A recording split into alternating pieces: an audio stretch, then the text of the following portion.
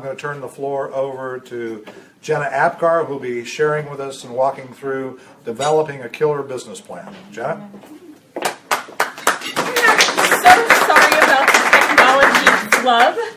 I don't know what happened with that particular application. If any of y'all did the Melanie Murphy vote, I don't know, anybody vote for her? Something about that triggered my Facebook account. So if you voted, maybe it might be a good time to password change, or I had to do that this morning. that was it then. So I don't know what it is or what that particular application did to make Facebook angry, but they just made them angry. I'll have to look into that later.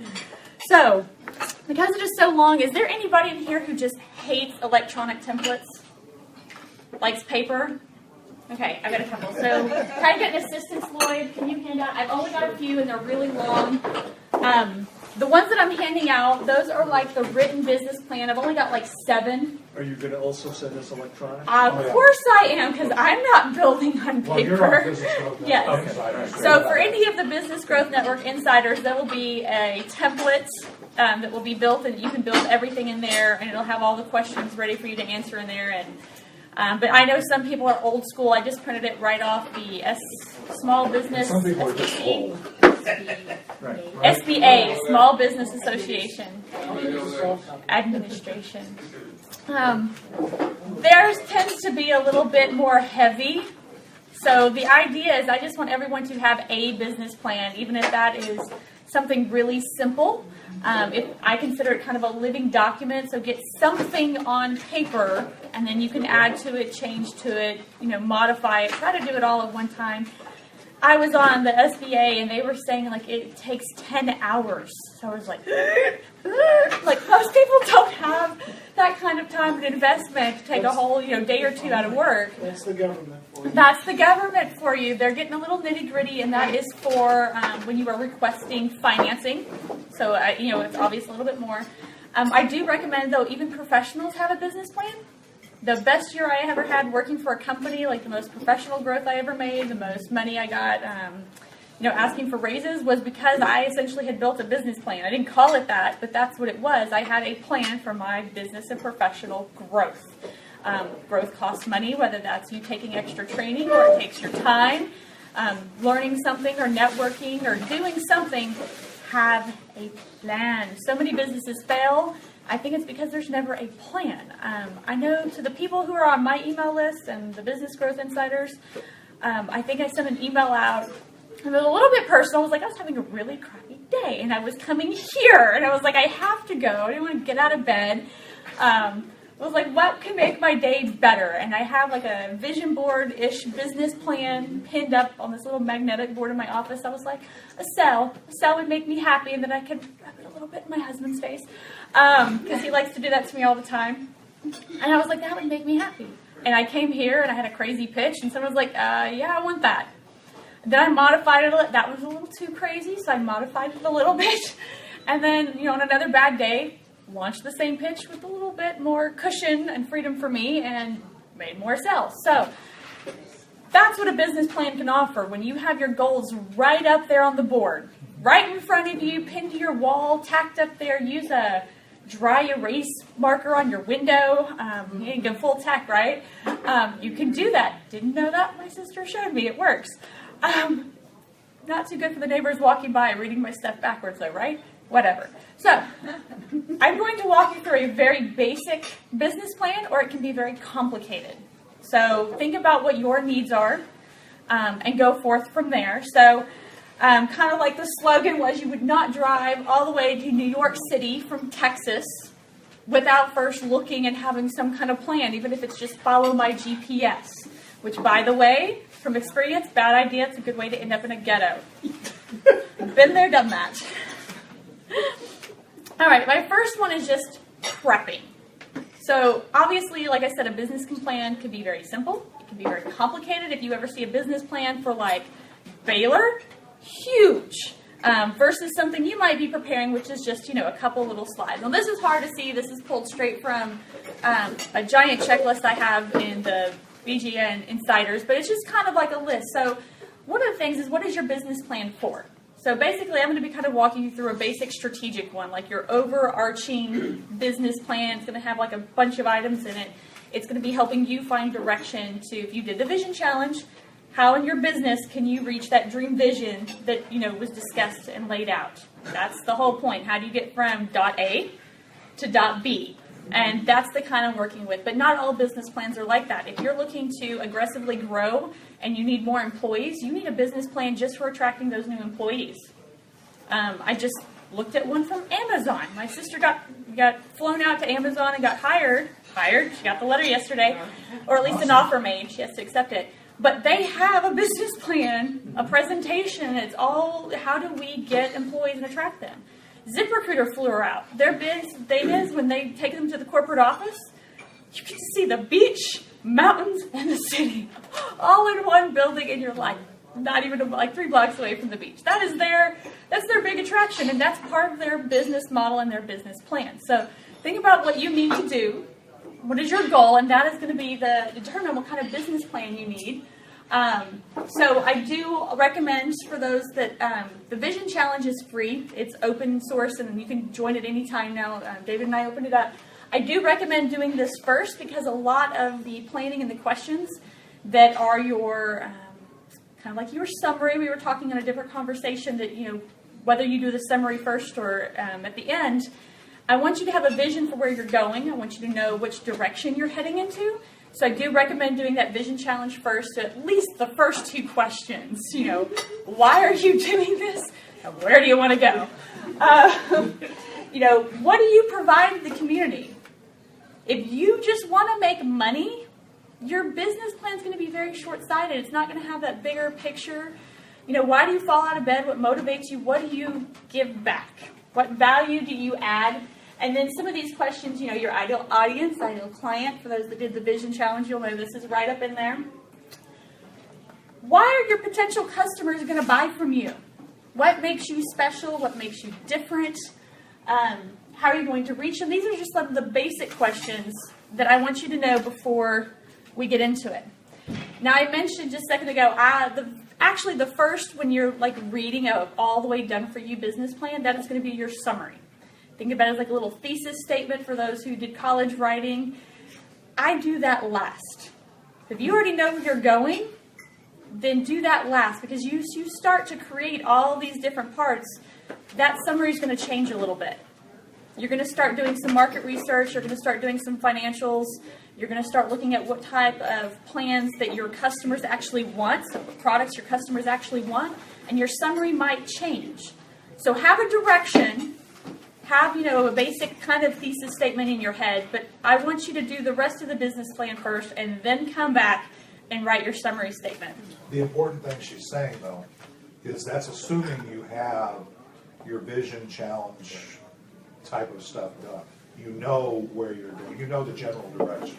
And the summary can come, and usually is effectively done. What you would call an executive summary is done after that, if you've already given the energy that we recommend to figure out where directionally you're going with your business. And I think everyone who actually finished the Vision Challenge, at least with us, and was posting it, they put a lot of effort into it, and they put a lot of thought in their answers, whether they shared them all or not. So definitely get that done first. I don't want you to be aiming at the target and be like, oh, it's somewhere over there, where you can just, it's right there. So do that one first, and the next step we're going to go to is the description.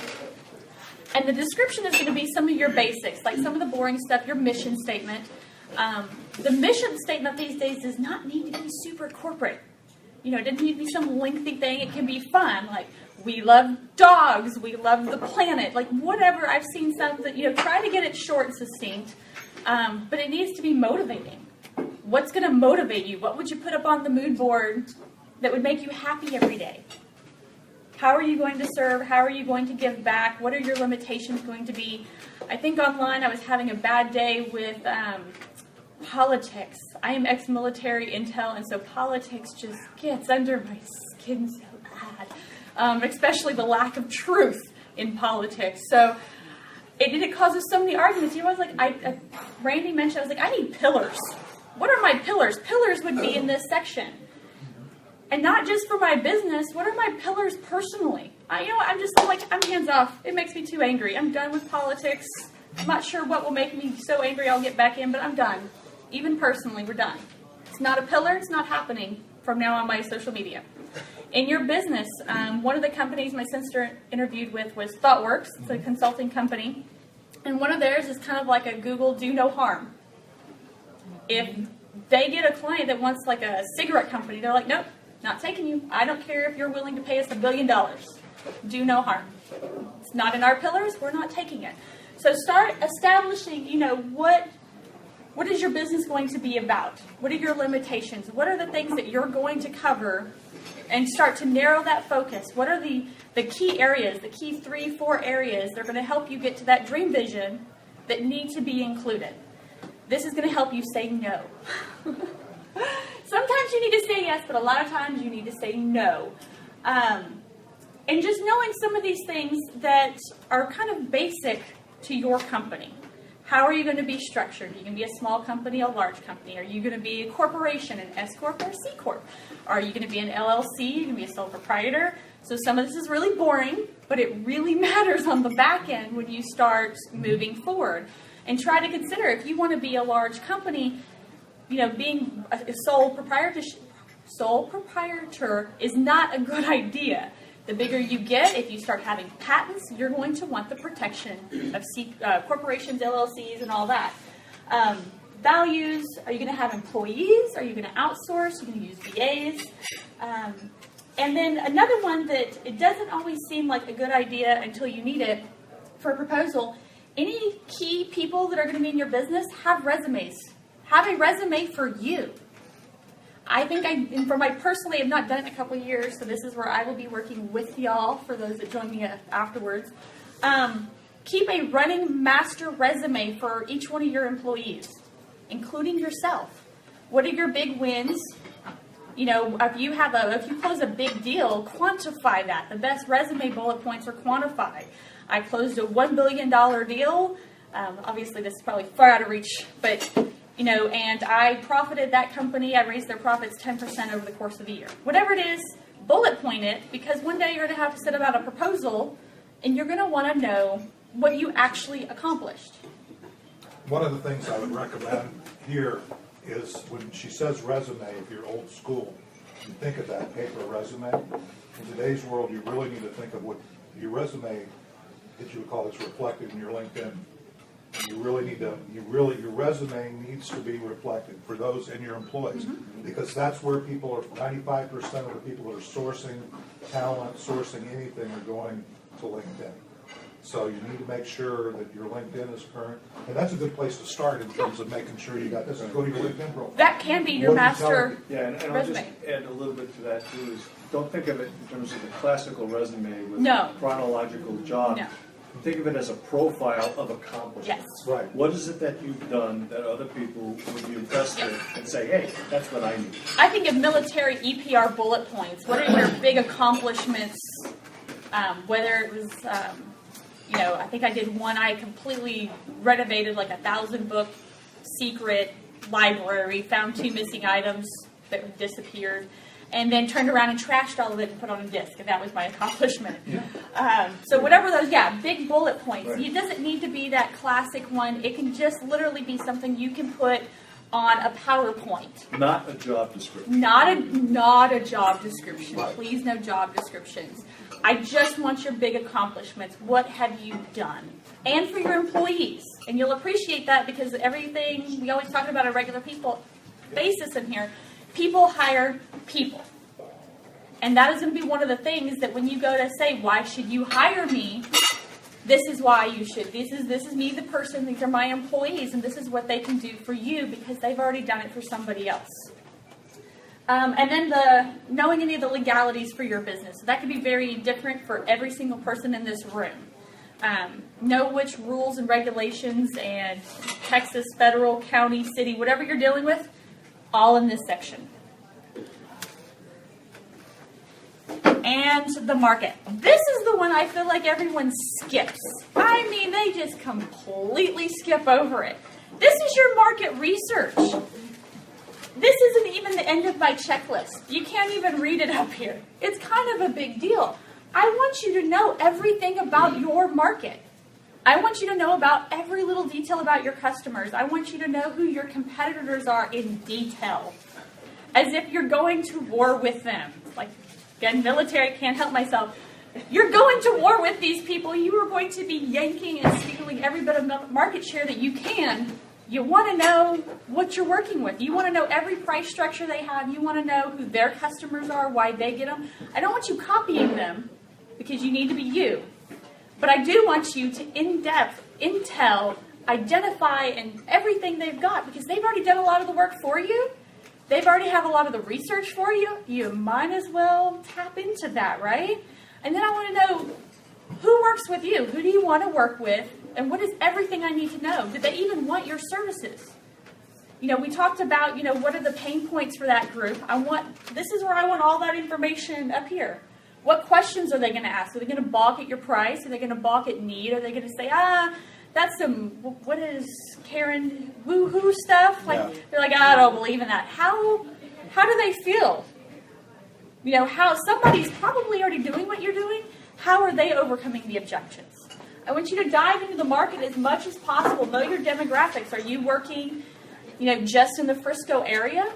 Are people wealthy? Are they poor? So if you're trying to sell, you know, extra services in South Dallas where people don't, you know, can barely pay for, you know, food, and you're a completely extra non-necessary purchase, that's going to be a hard demographic to build a business in.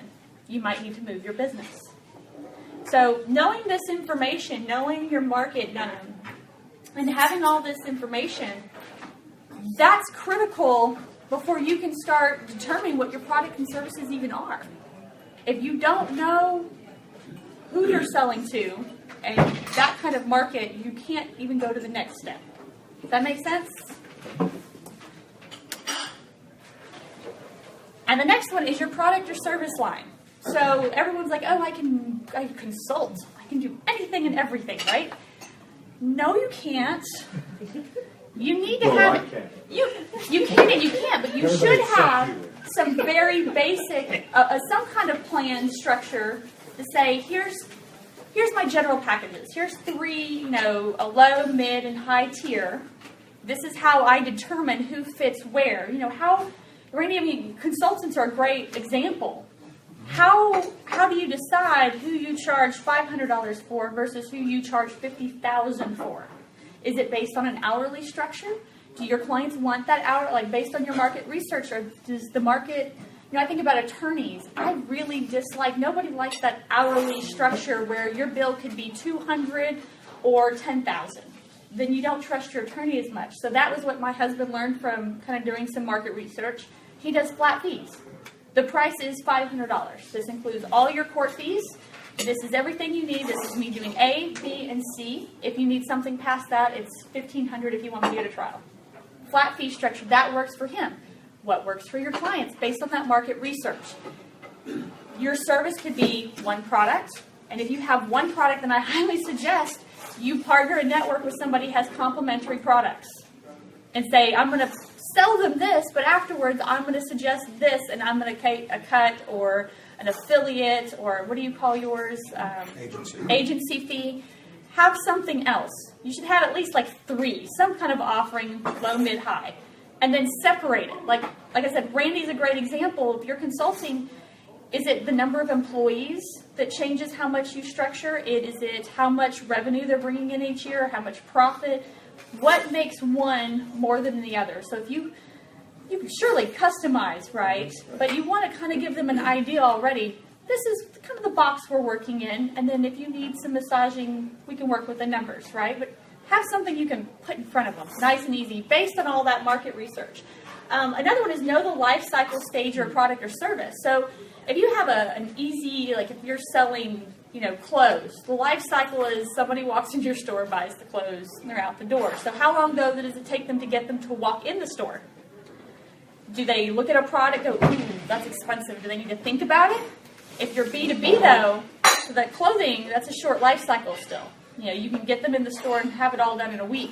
If you're business to business, that life cycle could be 13 months.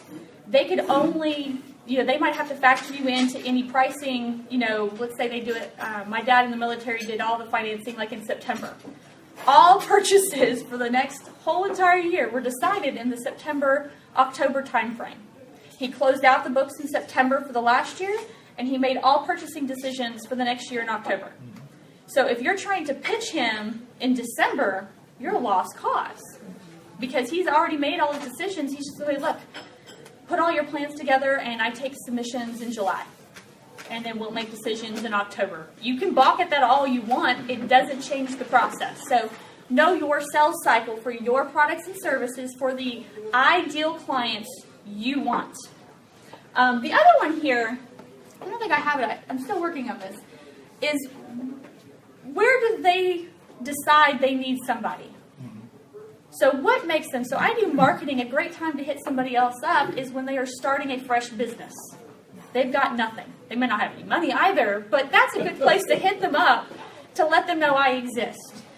If you are, let's say, a grief counselor, if somebody has parents or family in hospice, that's a good time to find them because they're going to eventually need a grief counselor, and that's a good time to find them before that. So when do people buy your product or service, and what are they doing a stage or two before that? And so if you're looking for clients, knowing that information, what comes before that, great place to be and great place to network. Can I just add one to that? Yeah, go ahead. You also need to know who the decision makers are. Yeah. Because you could be pitching to someone way down in the organization. I think that goes more in the market research and the analysis, but yeah, you definitely need to know who are the decision makers. And I always kind of laugh a little bit in my house. Everybody wants my husband's attention because he actually writes the check. And I'm like, it's not happening. Good luck. You try calling him all day long. You can email him, and he's just going to defer to me. And the more you try to hit up him, or the more you try to tell him, oh, we need your husband at the table, you're going to get a nice, not pleasant or more close to French language, and I'm not going to talk to you anymore. You keep, another marketer was asking me that 2 weeks ago. They're like, no, I want to demand both people are at the table. And I was like, the more you demand that from me, the more I'm going to turn away, do a quick 180 and walk away. But you need to know, what is your market? Are they cool with that? Or, are they getting hit up all the time and they're done with it? So, yeah, definitely you need to know that information. Marketing. How do you plan to grow your business? So we've done all this great market research. We know who to talk to. We know what they want. We know what to offer them. How are you going to make them aware you exist? What is your plan for that? So I try to break this up in my own as detailed as humanly possible. I'm going to have a Facebook ad. I'm going to have a networking meeting. I'm going to go to a conference where I pay for a booth. Well, what is that next step? What are you going to offer them that's going to catch their attention and be like, I want that? Or how are you going to get that email? So you can send them an email. So you can make them an offer. So you can ask if they want this. So you can add value. Oh, well, they're going to go to that value and they're going to see my products worth something. What is the exact stage? Boom, boom, boom, boom. When you know that process, your sales cycle, your client journey, whatever you want to call it, things become a lot easier. So if you use a CRM system, they have that all laid out for you. I was just trying to get David to maybe use the CRM just for booking people to speak here. I just built out, I was doing a challenge for exposing your business. There's even a process for that. You make a whole list of all the people you'd like to reach because you've got their name or number or email or something. Put them in your CRM, and you can be like, I need to contact all these people. So you now have a to-do list. But if you didn't have that sequence, you wouldn't have that. So you feel like these are all my potential clients to take me up on the 365 Facebook post for an entire year. These are the people who I think wanted, who's given me interest. So now I can go follow up with them. Hey, Mark, you said you were interested. Can I answer any questions for you? Call them up. Okay, I've called him. Now he's in the list, and my next one is if he's not a customer yet, do I email him? How am I going to continually reach out to him? What is my process for that to make sure that I can put him over here in the client spot? And once he's a client, I want you to keep going because your best referrals, your best marketing, and your best new customers are your existing customers as long as you've taken care of them. So once you have a process just to get them in the door, I want you to keep going. What is your process for when you start business? Do you send them an email that says, I need this information? Do you add them, I need admin information. I need to be able to log into accounts. I need logos. How are you going to obtain that information? Keep on moving them so you stay on track with your project. Make sure you have one like, I closed the project out. I sent them a nice email. Thank you for working with me. It's been a pleasure. Is there any questions I can answer? Here's how to follow up. And then once you, let's say, I don't know, whatever depends on your sales cycle, once they've kind of seen the process, ask them, how did I do? Were you happy? Were you upset? It's like we talked to Chuck Leblo. That's what he asked you, get those referrals back. But before you ask for a referral, please ask if they're happy or not. How's business going? How did it go? Are you happy or unhappy? If they're unhappy, have a process. What could have done differently? Because that way you can come back and edit this process. And if they're happy, can you refer me, please? And get those referrals back. And that's going to be all part of your marketing and sales strategy sequences. Identify market segments. So again, you should have already done the research. You know who you're dealing with. How are you going to sell them? I'm a horrible salesperson. I need salespeople. I need someone else to go out there and do the hard closes because I do not hard close. I've identified that about myself. I need a sales process that's better than that. When people say that you've not met needs, what are you going to do after that? You need to have a process for that. If somebody leaves a bad review, what is your process for that? How are you going to even track that? So I left a really scathing review after my son got kicked out of daycare or Montessori school. It took them 1 year to respond on Yelp. That Yelp review got, 36 upvotes and thank yous or whatever. They pushed it all the way up. It was in the not where they suppress it and don't count it. But so many people read it and said, I like that it got pushed up. And it took them a whole year to respond to that. I'm surprised they even remembered. They lost a lot of business, basically. Yeah. And likewise, I wrote a positive review for the place who got my son integrated in a couple days. And they went from just opening, because we got them in there 1 week. And they were how much? Okay, we'll move quickly.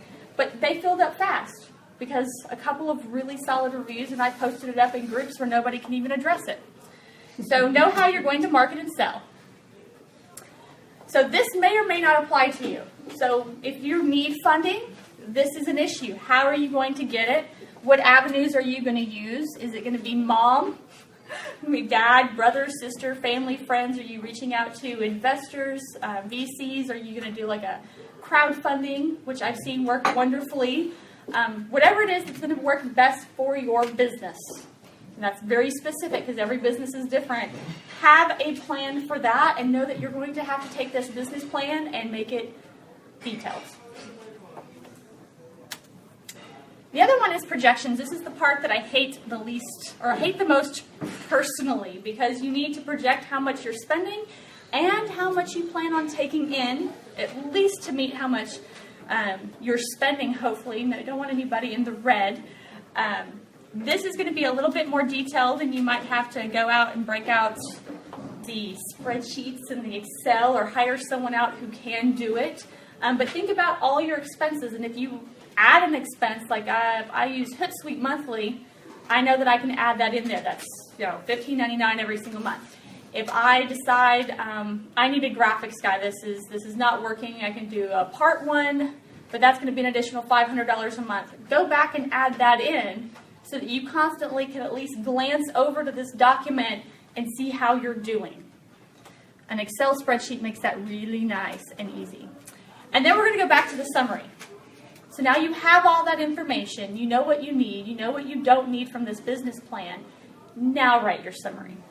How many people have written a thesis? College thesis, high school thesis? It's kind of like that. Who are you? It doesn't need to be super complicated. It can include your mission statement, but it should not just be your mission statement. I've seen one company who narrowed it down really simple. We want to double 10,000 businesses by 2020. So that was their whole summary. That's our whole goal. Everything else in here is about doubling 10,000 businesses. I was like, darn, that's good. See, the that. process of creating an executive summary is a process in and of itself, because when you create the executive summary, which is really a summary coming from the major points that you just laid out here, hopefully with your vision in mind, you can come back and realize that, okay, this is what, there's gaps. I've summarized, you can say there's gaps because you're looking at, not trying to bring it back together. So it's like starting with a vision, coming through and detailing out all the things you think you need, then you come back and summarize and say, okay, does the summary of what I have here match up with where my vision is, and then what do I need either in my summary that's not reflected in the details, or what are the details missing that I really want to have. But so it goes both ways. So that is, it's not like, okay, when you get all the details, I'm done. Yeah. No, the summary is a very, very, very important part. And just to pick on the example, we want to double 10,000 businesses. I think the summary has to also summarize the how. We want to double 10,000 business by, and the by is kind of the unique things that you bring to the table that will enable you, your business, to do that. So that particular one got shared with me, and that is the staple. That's almost like the headline summary, but then under, they cover all that. And it ends up being the high points of the various subsections. Exactly. It's not all the details. 30 pages long. If somebody could only read one page or succinctly in 5 minutes your business plan, think of a cover letter, 1 page. Elevator statement. Yeah. Elevator plus, right? That's a summary. Nice, short, succinct, and think about what you actually want people to read too. What's important to them. And then afterwards, it's a really technical term right there, I want you to make it pretty. Pretty can mean a lot of different things. Pretty could be wrapping it up in a 1-minute explainer video that's animated. The important parts. It can mean a presentation if you're trying to submit, I know HCC does a program for vets, and you sit in there, and at the end you present to several VCs who are going to ask you questions. So pretty might need a presentation that's built to those VCs. Pretty might just mean something for you. When you're doing this, I do also recommend keep a little piece of paper for your to-do list items, because you're going to be thinking, so focus and stay focused on building this, and then having other people are like, oh, I need to do this. But make it pretty. That could be a binder, like maybe you keep everything in a tabbed binder. That way, at any point in time, you can access it if you're a paper person. I'm a digital person. I don't want all those binders of that paper. I know, right? So mine, for me, is an Evernote. I'm just going to build it in Evernote, and then if I ever need it to be something special and pretty, I can go to Evernote.